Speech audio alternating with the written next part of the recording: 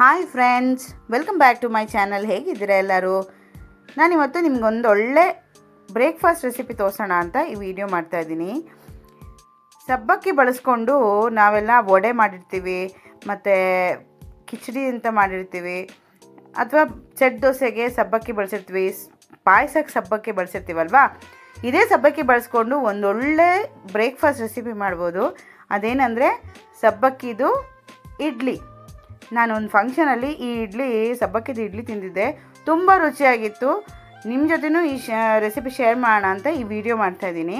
ನಾನಿಲ್ಲಿ ನೋಡಿ ನೈಲಾನ್ ಸಬ್ಬಕ್ಕಿ ತೊಗೊಂಡಿದ್ದೀನಿ. ನಿಮಗಿದು ಆರಾಮಾಗಿ ಮಾರ್ಕೆಟಲ್ಲಿ ಮತ್ತು ಆನ್ಲೈನಲ್ಲಿ ಸಿಗುತ್ತೆ. ಇದು ನೈಲಾನ್ ಸಬ್ಬಕ್ಕಿ ನೋಡಿ, ಚಿಕ್ಕ ಚಿಕ್ಕದಾಗಿದೆ. ಇದನ್ನು ಬಳಸಿ ನಾನು ಸಬ್ಬಕ್ಕಿ ಇಡ್ಲಿ ಮಾಡ್ತಾ ಇರೋದು. ನೀವು ಬೇಕಂದರೆ ಮಾಮೂಲಿ ಸಬ್ಬಕ್ಕಿನೂ ಕೂಡ ಬಳಸ್ಬೋದು, ಆದರೆ ಅದು ನೆನೆಸೋ ಪ್ರಮಾಣ ಚೇಂಜ್ ಇರುತ್ತೆ.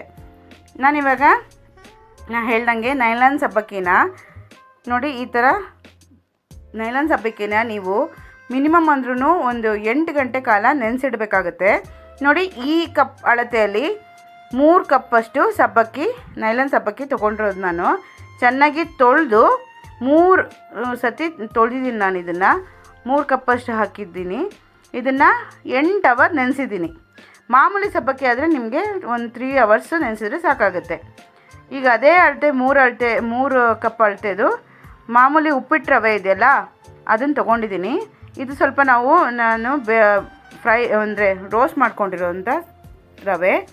ಅದಕ್ಕೆ 3 ಕಪ್ಪಷ್ಟು ಮೊಸರು, ಎಲ್ಲನೂ 3 ಅಳತೆ, ಕನ್ಫ್ಯೂಸ್ ಏನಾಗೋದಿಲ್ಲ.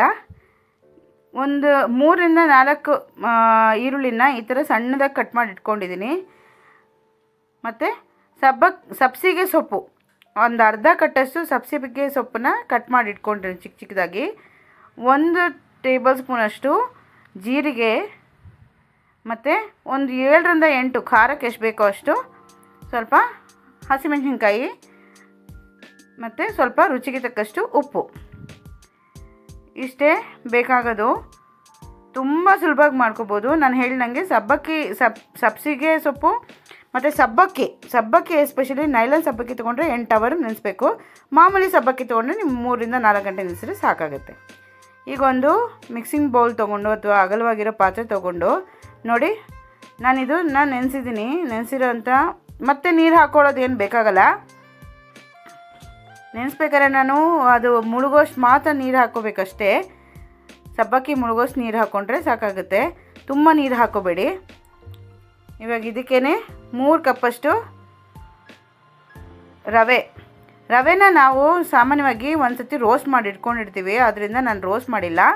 ಯಾರು ರೋಸ್ಟ್ ಮಾಡಿಲ್ವೋ ಒಂದು ಸತಿ ಬೆಚ್ಚಗೆ ಮಾಡಿಕೊಂಡು ಆಮೇಲೆ ಹಾಕ್ಕೊಳ್ಳಿ. ಯಾಕೆಂದರೆ ಇಲ್ಲಾಂದರೆ ಅದು ನಿಮಗೆ ಒಂಥರ ಏನು ಹೇಳ್ತಾರೆ, ಸರಿ ಬರಲ್ಲ ಅದು. ಹಾಗಾಗಿ ಒಂದು ಸತಿ ರೋಸ್ಟ್ ಮಾಡಿ ಹಾಕ್ಕೊಳ್ಳಿ. ನಾನಿಲ್ಲಿ ಆಲ್ರೆಡಿ ಮಾಡಿರೋದ್ರಿಂದ ನಾನು ಮತ್ತೆ ರೋಸ್ಟ್ ಮಾಡಲಿಲ್ಲ. ಇವಾಗ ಇದಕ್ಕೆ 3 ಕಪ್ಪಷ್ಟು ಮೊಸರು, 3 ಕಪ್ ಸಬ್ಬಕ್ಕಿಗೆ 3 ಕಪ್ಪು ರವೆ, 3 ಕಪ್ಪು ಮೊಸರು. ಆಮೇಲೆ ಬೇಕಂದರೆ ಕನ್ಸಿಸ್ಟೆನ್ಸಿ ಅಡ್ಜಸ್ಟ್ ಮಾಡ್ಕೊಳ್ಳೋಕ್ಕೆ ನೀರು ಕೂಡ ಹಾಕ್ಕೊಳ್ಬೋದು. ಮೊಸರೇ ಹಾಕ್ಕೊಳ್ಬೇಕು ಅಂತೇನಿಲ್ಲ, ಮೊಸರಿದ್ದರೆ ಇಷ್ಟ ಇದ್ದರೆ ಹಾಕ್ಕೋಬೋದು, ಇಲ್ಲಾಂದರೆ ಕನ್ಸಿಸ್ಟೆನ್ಸಿನ ಅಡ್ಜಸ್ಟ್ ಮಾಡ್ಕೊಳ್ಳೋಕ್ಕೆ ನೀರು ಹಾಕ್ಕೊಳ್ಬೋದು. ನೋಡಿ, ನಾನು ನೀರು ಹಾಕ್ಕೊಳ್ತಾ ಇದ್ದೀನಿ. ತುಂಬ ಮೊಸರು ಅಂತ ಆಗುತ್ತಲ್ಲ, ಅದಕ್ಕೋಸ್ಕರ. ಇಷ್ಟ ಇದ್ದರೆ ಮೊಸರು ಹಾಕೋಬೋದು, ಅದರಲ್ಲಿ ಏನಿಲ್ಲ ಕಂಡೀಷನ್ನು. ಇವಾಗ ಇದನ್ನು ಚೆನ್ನಾಗಿ ಮಿಕ್ಸ್ ಮಾಡಿಬಿಟ್ಟು ಇದಕ್ಕೆ ಈರುಳ್ಳಿ, ಸಬ್ಸಿಗೆ ಸೊಪ್ಪು ಎಲ್ಲ ಹಾಕಿ ನೋಡಿ. ಈರುಳ್ಳಿ ನಾನಿದು ಚಾಪರಲ್ಲಿ ಸಣ್ಣದಾಗಿ ಚಾಪ್ ಮಾಡ್ಕೊಂಡಿದ್ದೀನಿ, ಅದಕ್ಕೆ ಈ ಥರ ಇದೆ. ಮತ್ತು ಇದನ್ನು ಅಷ್ಟೇ ಸಣ್ಣದಾಗಿ ಚಾಪರಲ್ಲಿ ಚಾಪ್ ಮಾಡ್ಕೊಂಡಿದ್ದೀನಿ. ಜೀರಿಗೆ ಮತ್ತು ರುಚಿಗೆ ತಕ್ಕಷ್ಟು ಕಲ್ಲುಪ್ಪೆ ಹಾಕ್ಕೊಂಡಿರೋದು ನಾನು. ನೋಡಿ, ಒಂದು ಮುಷ್ಟಿಯಷ್ಟಿದೆ ಹತ್ತತ್ರ ಕಲ್ಲುಪ್ಪು. ಮತ್ತು ಒಂದು ಸತಿ ಸಬ್ಸಿಗೆ ಸೊಪ್ಪನ್ನು ಕೂಡ ಹಾಕಿ ಚೆನ್ನಾಗಿ ಮಿಕ್ಸ್ ಮಾಡಿ ಇದನ್ನು ನೀವು ಒಂದು 20 ನಿಮಿಷ ಬಿಡಬೇಕಾಗುತ್ತೆ. ಏಕೆಂದರೆ ರವೆ ಹಾಕಿರೋದ್ರಿಂದ ರವೆ ಸ್ವಲ್ಪ ಅರಳುತ್ತೆ. ಅದನ್ನ ನೆಂದಾಗ ಸ್ವಲ್ಪ ನೀರು ಕನ್ಸಿಸ್ಟೆನ್ಸಿ ಆಮೇಲೆ ಗೊತ್ತಾಗುತ್ತೆ. ಒಂದೇ ಸಮನೆ ನೀರು ಹಾಕ್ಕೊಳಕ್ಕೆ ಹೋಗಬೇಡಿ. ಇದು ಸ್ಪೂನಲ್ಲಿ ಕಲಿಸೋದಕ್ಕಿಂತ ಕೈಯಲ್ಲೇ ನಮಗೆ ಕಲಿಸಿದ್ರೇ ಅದ್ರದ್ದು ಅಂದಾಜು ಗೊತ್ತಾಗೋದು. ಕೆಲವೊಂದು ಪದಾರ್ಥಗಳು ಅಂದರೆ ಕೆಲವೊಂದು ಐಟಮ್ ಎಲ್ಲ ನೋಡಿ ಈ ಥರ ಕೈಯಲ್ಲಿ ಕಲಿಸಿದ್ರೇ ಅದರದ್ದು ಏನು ನೀರು ಬೇಕಾ ಬೇಡವಾ ಅಂತ ಗೊತ್ತಾಗುತ್ತೆ. ಇದನ್ನು ಮುಚ್ಚಿಬಿಟ್ಟು ಮಿಕ್ಸ್ ಮಾಡಿ ಆಗಿದೆ ಈಗ. ಇದನ್ನು ಮುಚ್ಚಿಬಿಟ್ಟು ಒಂದು 20 ನಿಮಿಷ ನೆನೆಯೋಕ್ಕೆ ಬಿಡಬೇಕು. ಆಮೇಲೆ ನೀರು ಬೇಕಂದರೆ ಸೇರಿಸ್ಕೋಬೋದು. 20 ನಿಮಿಷ ನೆನೆಯೋಕ್ಕೆ ಬಿಡಬೇಕು. ಇವಾಗ ನೋಡಿ 20 ನಿಮಿಷ ಆಗಿದೆ. ರವೆ ಎಲ್ಲ ಚೆನ್ನಾಗಿ ನೆಂದಿದೆ, ಅಂದರೆ ನೀರೆಲ್ಲ ಎಕ್ಸ್ಟ್ರಾ ಇರೋದೆಲ್ಲ ಅದು ಹೀರ್ಕೊಂಡಿರುತ್ತೆ. ಈಗ ಕನ್ಸಿಸ್ಟೆನ್ಸಿ ಹದ ನೋಡಿಕೊಂಡು ನೋಡಿ ನಾನು ಸ್ವಲ್ಪ ನೀರು ಬೇಕು ಅಂತ ಅನಿಸೋದಕ್ಕೆ ಸೇರಿಸ್ಕೊತಾ ಇದ್ದೀನಿ. ನೀವು ಎಷ್ಟು ನೀರು ಹಾಕಿರ್ತೀರಾ ಹದ ನೋಡಿಕೊಂಡು ನೀವು ಹೆಚ್ಚು ಕಮ್ಮಿ ನೀರನ್ನು ಮಾಡ್ಕೋಬೋದು. ಅಂದರೆ ಇಡ್ಲಿ ಪೋರ್ ಮಾಡೋಷ್ಟು ಸ್ವಲ್ಪ ಕನ್ಸಿಸ್ಟೆನ್ಸಿ ಇರಬೇಕು. ತುಂಬ ಗಟ್ಟಿ ಇದ್ದರೆ ಚೆನ್ನಾಗಿರಲ್ಲ. ಇವಾಗ ಇಡ್ಲಿ ಮೋಲ್ಡ್ ಇದೆಯಲ್ಲ, ಇಡ್ಲಿ ತಟ್ಟೆಗೆ ಅದಕ್ಕೆ ಸ್ವಲ್ಪ ಎಣ್ಣೆ ಹಾಕ್ಬಿಟ್ಟು ಅದನ್ನು ಈ ಥರ ಗ್ರೀಸ್ ಮಾಡ್ಕೊಳ್ಳಿ.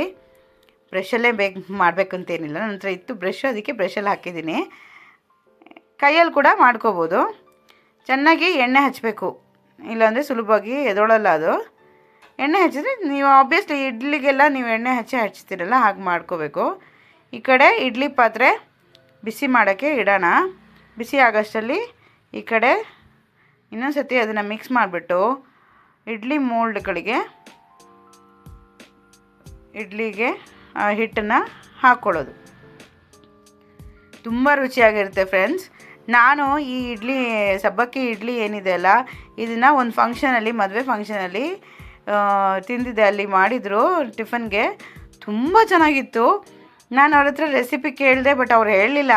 ಬಟ್ ನನ್ನದೇ ಅಂದಾಜಲ್ಲಿ ನಾನು ಈ ರೆಸಿಪಿನ ಮಾಡ್ತಾಯಿದ್ದೀನಿ. ತುಂಬ ರುಚಿಯಾಗಿತ್ತು ಫ್ರೆಂಡ್ಸ್. ಇದಕ್ಕೆ ಆ್ಯಕ್ಚುಲಿ ಖಾರ ಮುಂದೆ ಹಾಕಿದರೆ ಚಟ್ನಿ ಕೂಡ ಬೇಕಾಗಲ್ಲ, ಅಷ್ಟು ರುಚಿಯಾಗಿರುತ್ತೆ. ಸ್ವಲ್ಪ ಖಾರ ಅಂದರೆ ನಿಮಗೆ ಖಾರ ಜಾಸ್ತಿ ಬೇಕಂದರೆ ಸ್ವಲ್ಪ ಖಾರ ಮುಂದೆ ಮಾಡಿಕೊಂಡ್ರೆ, ಹಸಿಮೆಣಸಿನ್ಕಾಯಿ ಖಾರನೇ ನಾನು ಹೇಳಿದ್ದು, ಅದನ್ನು ಜಾಸ್ತಿ ಹಾಕ್ಕೊಂಡ್ರೆ ಚಟ್ನಿನೂ ಬೇಕಾಗಲ್ಲ. ಯಾಕೆಂದರೆ ಈರುಳ್ಳಿ ಹಾಕಿರ್ತೀವಲ್ಲ, ತುಂಬ ಚೆನ್ನಾಗಿರುತ್ತೆ. ಹಾಗೇ ನೀವು ತಿನ್ಬೋದು. ಒಳ್ಳೆ ಮುತ್ತುಗಳಿದ್ದಂಗಿರುತ್ತೆ ಸಬ್ಬಕ್ಕಿಗೆ. ಇದು ನೈಲಾನ್ ಸಬ್ಬಕ್ಕಿ ಆಗಿರೋದ್ರಿಂದ ನಿಮಗೆ ಮಿನಿಮಮ್ 8 ಗಂಟೆ ನೆನಿಬೇಕು. ನೀವು ರಾತ್ರಿ ನೆನೆಸಿಟ್ರೆ ಬೆಳಗ್ಗೆ ನೀವು ಈ ಸಬ್ಬಕ್ಕಿ ಇಡ್ಲಿನ ಮಾಡ್ಕೋಬೋದು. ಅದೇ ನೀವು ಸಾಯಂಕಾಲಕ್ಕೆ ಅಂದರೆ ನೈಟ್ಗೆ ಡಿನ್ನರಿಗೆ ಮಾಡ್ಕೊಳ್ತೀರಂದರೆ ಬೆಳಗಿನ ಜಾವ ನೀವು ನೆನೆಸಿಟ್ರೆ ಸಾಕಾಗುತ್ತೆ.